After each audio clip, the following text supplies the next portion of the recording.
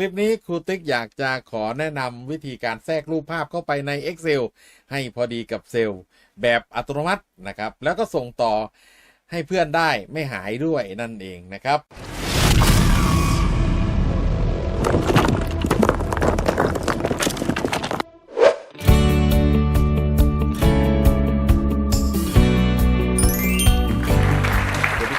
มาพบกับช่องห้องเรียนครูติ๊กนะครับทุกเช้าวันอาทิตย์เวลา 9 นาฬิกา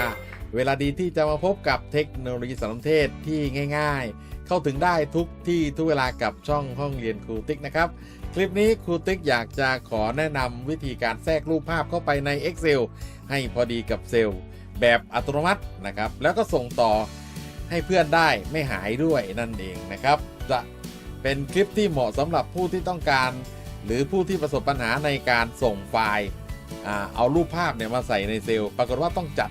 องค์ประกอบให้มันเต็มเซลล์แบบซ้ายทีขวาทีประมาณนี้นะครับมันจะเกิดความยุ่งยากนะครับแต่ถ้าใช้วิธีแบบที่ครูติ๊กกำลังจะแนะนำต่อไปนี้นะครับเพียงเราใส่รูปเข้าไปมันก็จะจัดให้เต็มกรอบพอดีเลยจะมีวิธีการอย่างไรไม่ยากเช่นเคยนะครับไปติดตามรับชมกันได้เลยครับก่อนไปรับชมนะครับฝากไว้ถ้าชอบคลิปนี้ชอบช่องนี้นะครับก็ช่วยแชร์ช่วยไลค์ถูกใจก็กดติดตามทั้ง5ช่องทางของห้องเรียนครูติ๊กนะครับแล้วไปพบกับวิธีการแทรกรูปภาพเข้าไปใน Excel แบบให้พอดีกับเซลล์กันได้เลยครับ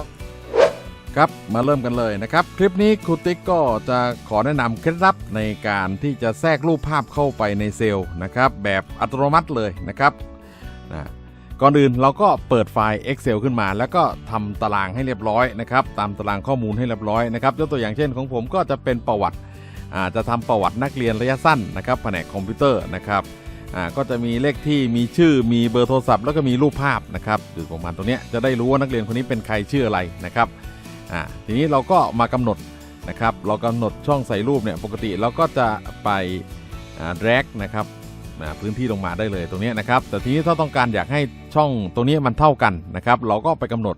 นะครับไปติ๊กที่โลตรงนี้นะครับคลิกขวานะครับตรงช่องที่2ตรงนี้นะครับมาคำว่าความสูงของแถวนะครับหรือถ้าภาษาอังกฤษนะครับถ้าใครเป็นเมนูภาษาอังกฤษเขาเรียกว่า low high นะครับตรงนี้ก็จะเป็น low high นะครับเราก็คลิกเลยนะครับความสูงของแถวตรงนี้นะครับก็คลิกเลยเราก็จะกำหนดนะครับสมมติผมกำหนดแค่100พิกเซลพอ100นะครับนี่ก็กดตกลงนี่ก็จะเป็นนะครับสังเกตนะครับที่เราคุมอยู่เนี่ยจะกลายเป็น100หมดเลยเห็นไหมครับเป็น100หมดเลยนี่อันนี้เหลืออยู่เราก็ทำการครอบเลยครับนี่ก่อนทำการครอบนะครับเราก็กดคอนโทรลค้างไว้นะครับเลือกด้วยนะครับเลือกด้วยนี่เลือกด้วยให้หมดเลยนะครับจากนั้นก็คลิกขวานะครับก็ไปที่ความสูงของแถวหรือ low high เหมือนเดิมปรับไปที่100นะครับจากนั้นก็กดโอเคนี่นะครับสังเกตว่านะครับช่องข้างที่จะใส่รูปเนี่ยมันจะมีขนาดเท่ากันแล้วตอนนี้ก็คือ100พิกเซลที่ตั้งค่าไว้นะครับ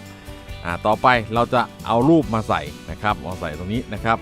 ซึ่งโดยปกติแล้วเวลาเราจะเอาภาพมาใส่นะครับเราก็ไปที่แทรกหรือ insert ใช่ไหมครับแทรกหรือ insert จากนั้นก็ไปดึงรูปภาพนะครับที่ในอุปกรณ์นี้มานะครับเราสมมุติได้จะเอารูปมาใส่สมมติเอารูปนี้มานะครับ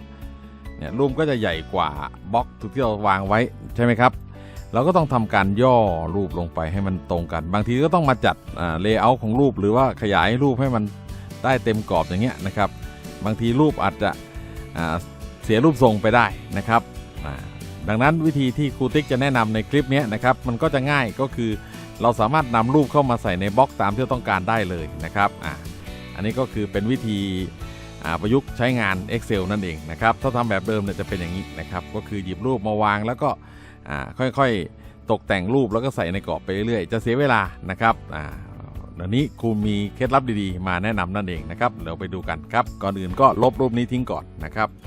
จากนั้นนะครับเราก็ไปที่ไฟล์นะครับเพื่อเปิดมุมมองนักพัฒนาก่อนเพราะว่าตอนนี้เนี่ยนะครับเรายังไม่มีมุมมองนักพัฒนาเกิดขึ้นนะครับเราจะไม่สามารถ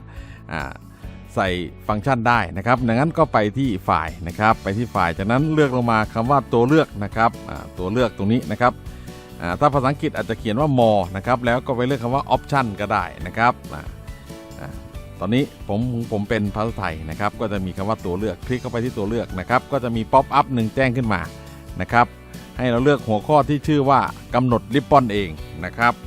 หรือ Customize Ribbon ถ้าเป็นภาษาอังกฤษนะครับเลือกกำหนดริบบอนเองนะครับก็คลิกเลยนะครับพอคลิกเสร็จแล้วนะครับในช่องมุมขวาเนี่ยนะครับจะมีคำว่านักพัฒนาอยู่เห็นไหมครับเรายังไม่ได้ติ๊กถูกนั่นเองนะครับถ้าเป็นภาษาอังกฤษก็เป็นอะไรก็เป็น developer นะครับหรือนักพัฒนานะครับเราก็ติ๊กช่องนี้นะครับเครื่องหมายถูกซะจากนั้นก็กดตกลงนี่กดตกลงแล้วนะครับสังเกตว่าเมนูด้านบนนะครับเมนูด้านบนที่เป็นภาษาไทยเนี่ยก็จะมีต่อจากมุมมองก็จะเป็นนักพัฒนานั่นเองนะครับก่อนที่วิธีใช้นะครับจะมีนักพัฒนานะครับเราก็ติ๊กที่นักพัฒนาได้เลยนะครับจากนั้นนะครับเราก็ไปมองหาคำว่าแทรกนะครับหรือ insert นะครับคลิกเข้าไป1ครั้งนะครับคลิกเข้ามานะครับพอคลิกเข้ามาแล้วเนี่ยจะสังเกตเห็นปุ่มแรกนะครับที่เขียนว่าปุ่มหรือบัตตอนตรงนี้นะครับปุ่มควบคุมนะครับก็คลิก1ครั้งนะครับแล้วก็มาวาดปุ่มไว้สักตรงนี้สัก1ตัวนะครับนี่เอาไว้ตรงนี้ก็ได้นะครับมันจะมีป๊อปอัพขึ้นมานะครับเป็นป๊อปอัพที่เขียนว่ากำหนดมาโครนะครับดังนั้นเราก็ครับกดปุ่มคำว่า new นี้เลยนะครับจากนั้นนะครับให้เราไปเอาโค้ดนะครับมาใส่ช่องตรงนี้นะครับระหว่างกึ่งกลางระหว่างซับกับ end เนี่ยนะครับโค้ดนี้นะครับครูติ๊กก็ได้แปะไว้ที่ใต้คอมเมนต์ใต้คลิปนี้แล้วนะครับก็สามารถโหลดมาใช้งานได้นะครับสมมุติเราโหลดมาแล้วเราก็แตกไฟล์มาเรียบร้อยหรือเราก็จะได้คำว่าโค้ดแทรกภาพตรงนี้นะครับให้เราทำการ Copy นะครับCopy ตั้งแต่คำว่า dim จนถึงคำว่า high นะครับหรือ Ctrl A ไปเลยก็ได้นะครับจากนั้นก็กด Copy หรือ Ctrl C นะครับจากนั้นแล้วก็มาแปะไว้ในช่องมาโครของเราเนี่ยนะครับนี่นะครับโมดูลของเราเนี่ยระหว่างซับกับคำว่า end นะครับตรงกึ่งกลางเนี่ยจากนั้นก็กด Ctrl V นะครับหรือเพจเราก็จะได้โค้ดนี้มาวางแล้วนะครับเป็นที่เรียบร้อยเป็นโค้ดที่ใช้สั่งงานจากปุ่มนั่นเองนะครับจากนั้นก็กดปิดตรงนี้ออกไปเลยนะครับพอปิดออกไปแล้วปิดอีกตัวหนึ่งนะครับนี่ปิดออกไปเราจะได้คำว่าปุ่มบัตตอน1ขึ้นมาเห็นไหมครับกดนี้เราจะตั้งชื่อใหม่ก็ได้นะครับตั้งชื่อใหม่ก็ได้เป็นแก้ไขข้อความนะครับเอาแก้ไขข้อความตัวนี้นะครับเราก็แก้ไขเป็นแทรกรูปก็ได้นะครับนี่เรียบร้อยนะครับเราเปลี่ยนชื่อปุ่มว่าเป็นแทรกรูปนะครับทีนี้เวลาเราจะใช้งานสำหรับการแทรกรูปเข้าไปในช่องรูปภาพนะครับเราก็เอาเมาส์นะครับมาคลิกที่ในส่วนของรูปภาพตรงนี้นะครับสมมติว่ารูปเราอยู่ที่ D3 นะครับเราก็มาแตะที่ D3 จากนั้นก็มากดแทรกนะครับแทรกรูปเนี่ยครับเขาก็จะวิ่งมาหาที่รูปเราอยู่นะครับสมมติว่ารูปเราอยู่112นะครับเดี๋ยวชื่อนางสาวนี้ก็เอาคนแรกเลยนะครับนี่จากนั้นก็กดเปิดนะครับเพียงเท่านี้เองรูปเข้ามาอยู่ในนี้แล้วสมมติคนที่2นะครับก็มาแตะช่องที่2เนี่ยครับมาที่ D2 ตัวนี้ D4 ตัวนี้นะครับจากนั้นก็กดแทรกรูปนะครับก็มานี่มาแล้วเห็นไหมครับนะครับกดแทรกนะครับนี่ลองดูนะครับเห็นไหมครับเข้ามาอยู่ในบล็อกโดยอัตโนมัติเลยนะครับแล้วก็ขนาดก็เต็มบล็อกพอดีเห็นไหมครับ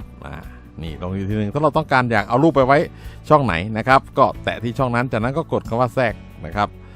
แทรกรูปก็ใส่นี่เข้าไปเห็นไหมครับนี่ก็จะได้มาแล้วนะครับนี่นางสาวนี่ก็เลือกรูปนี่ครับนี่เห็นไหมครับเราก็จะได้รูปเข้ามาเต็มบล็อกพอดีตามที่ต้องการนะครับรูปก็จะมาอยู่ในบล็อกนะครับสมมุติว่าเราเผลอนะครับเอารูปมาเอาเมาส์มาคลิกที่แถวๆนี้นะครับลองดูเกิดอะไรขึ้นนะครับกดแทรกเลือกรูปมา1รูปนี่รูปก็เข้ามาอยู่ในบล็อกพอดีเลยเห็นไหมครับเห็นไหมครับอันนี้ก็คือรูปมันจะเข้ามาอยู่ในเซลล์โดยอัตโนมัติเลยเห็นไหมครับโดยที่เราไม่ได้ปรับอะไรเลยนะครับอันนี้ก็เป็นการแทรกรูปภาพใน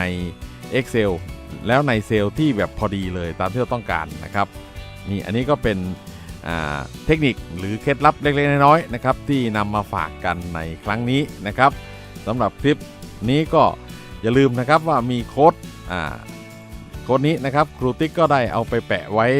เอาลิงก์นะครับไปแปะไว้ใต้คลิปนี้แล้วนะครับถ้าต้องการอยากใช้โค้ดนี้ก็ทำการคลิกดาวน์โหลดมาใช้งานได้นะครับทิ้งลิงก์ไว้ให้เรียบร้อยนะครับก็สามารถพอได้ลิงก์มาแล้วครับก็ทำการ Copy นะครับเอาไปใส่ใน มาโครที่เราตั้งภาพไว้ตรงนี้นะครับเราก็จะใช้งานได้ทันทีนะครับอันนี้ก็เป็นการแทรกรูปภาพเข้าไปในเซลล์ใน Excel นั่นเองครับนะครับทีนี้ถ้าเราต้องการอยากจะใส่รูปแต่ว่าปุ่มหายใช่ไหมครับทีนี้ต้องการอยากจะย้ายปุ่มเนี่ยเลื่อนลงมาเรื่อยๆก็สามารถทำได้นะครับโดยเราก็ไปเอาเมาส์นะครับไปแตะที่ปุ่มเนี่ยครับแล้วคลิกขวานะครับคลิกขวานะครับจากนั้นนะครับเราก็คลิกซ้าย1ครั้งนะครับคลิกซ้ายทีนี้เมาส์จะเปลี่ยนไปแล้วนะครับเมาส์จะเปลี่ยนไปแล้วนะครับจากนั้นเราก็สามารถลากปุ่มลงมาใช้งานข้างล่างได้เห็นไหมครับเราก็ลากปุ่มลงมาใช้งานอยู่ข้างล่างก็ได้นะครับนี่ลากปุ่มลงมาเลยเห็นไหมครับลากไว้ตรงนี้ก็ได้นะครับนี่ลากไว้ตรงนี้นะครับเสร็จแล้วนะครับเราก็ไปแตะที่ช่องที่ต้องการอยากจะใส่รูปเข้าไปนะครับก็แตะเข้าไปนะครับจากนั้นก็มากดที่ปุ่มได้เห็นไหมครับนี่แล้วก็สามารถเลือกรูปได้อีกนะครับนี่เห็นไหมครับก็ทำไปเรื่อยๆแบบนี้นะครับนี่นะครับเราก็สามารถเอารูปมาใส่ได้นั่นเองเห็นไหมครับเพียงเท่านี้เองนะครับไม่ยากเลยใช่ไหมครับสำหรับการย้ายปุ่มแล้วก็ใส่รูปเข้าไปในช่องนะครับจากนี้เราก็ทำรูปให้เสร็จนะครับเสร็จเรียบร้อยหมดแล้วทุกรูปนะครับเมื่อทำเสร็จแล้วนะครับเราต้องการอยากจะส่งไปให้เพื่อนนะครับหรือส่งไปเก็บไว้นะครับเวลาการเซฟงานนะครับเราก็เซฟแบบปกติก็ได้นะครับรูปก็จะไม่หายหรือถ้าเราอยากจะให้มั่นใจนะครับว่าเซฟไปแล้วรูปไม่หายชัวร์ๆนะครับก็มีวิธีเซฟอีกวิธีหนึ่งนะครับก็ไปที่ไฟล์นะครับจากนั้นก็ไปที่บันทึกเป็นนะครับคลิกบันทึกเป็นเรียกดูนะครับจากนั้นก็ตั้งไว้ที่เดสก์ท็อปก็ได้ตามที่เราต้องการนะครับหรือจะเซฟไว้ที่ไหนตามที่เราต้องการนะครับจากนั้นชื่อไฟล์ก็ตั้งชื่อตามที่เราต้องการนะครับเสร็จแล้วบันทึกชนิดเป็นปกติเราก็จะบันทึกเป็น Excel Workbook นะครับทีนี้เราก็ให้มาบันทึกเป็นแบบ Excel Macro Enable Workbook ตรงนี้นะครับอันตัวที่2นะครับก็จะทำให้มั่นใจว่ารูปที่ใส่เข้าไปไม่มีทางหายนะครับหรือเคลื่อนไปไหนได้นะครับก็เลือกแบบนี้จากนั้นก็กดบันทึกเลยนะครับนี่เพียงเท่านี้เองนะครับงานของเราก็จะมีรูปใส่เข้าไปนะครับโดยที่ไม่มีทางรูปหายเวลาส่งให้เพื่อนไปที่เครื่องอื่นก็จะไม่มีปัญหานะครับแล้วก็รูปก็อยู่ในตารางสวยงามนะครับอันนี้ก็เป็นเทคนิคหรือเป็นเคล็ดลับหนึ่งนะครับในการนำรูปไปไว้ในเซลล์แบบอัตโนมัตินั่นเองนะครับก็ขอฝากไว้สำหรับคลิปนี้ครับและนั่นก็เป็นการแนะนำวิธีการแทรกรูปภาพเข้าไปใน Excel ให้พอดีกับเซลล์นะครับแบบอัตโนมัติและก็ส่งต่อให้เพื่อนได้โดยที่รูปภาพที่ส่งไปไม่หายนั่นเองนะครับไม่ยากเลยใช่ไหมครับวิธีการของครูติ๊กที่แนะนำผ่านไปนี้นะครับเราสามารถใส่รูปเข้าไปกี่รูปก็ได้นะครับรูปก็จะลงเข้าไปในเซลล์พอดีเป๊ะๆเลยแบบอัตโนมัตินะครับไปทดลองประยุกต์ใช้งานกันดูนะครับเผื่อท่านใดจะต้องการเอารูปเข้าไปอยู่ในเซลล์ให้พอดีนะครับก็ใช้วิธีนี้ได้นะครับก็ขอฝากไว้สำหรับวิธีการแทรกรูปภาพเข้าไปใน Excel นะครับถ้าชอบคลิปนี้ชอบช่องนี้นะครับก็ช่วยแชร์ช่วยไลค์นะครับถูกใจก็กดติดตามทั้ง5ช่องทางของห้องเรียนครูติ๊กนะครับเป็นกำลังใจให้ครูติ๊กก็กดติดตามทั้ง5ช่องทางนะครับแล้วพบกันใหม่ในคลิปหน้าครับสวัสดีครับ